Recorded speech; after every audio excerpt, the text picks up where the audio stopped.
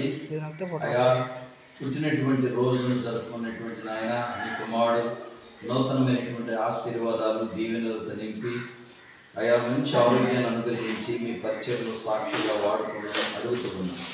శ్రీ సత్యమణిని అలాగే ఇచ్చిన బిడ్డలను మీరు దీవించండి. దీర్ఘాయుష్మంతులుగా మీరు చేస్తానన్నారు ప్రభా.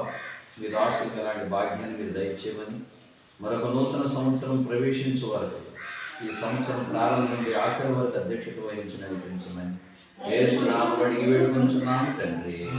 ఆమేన్. కేక్ కట్ చేస్తున్నా. హ్యాపీ బర్త్డే చెప్పాలి తండ్రి.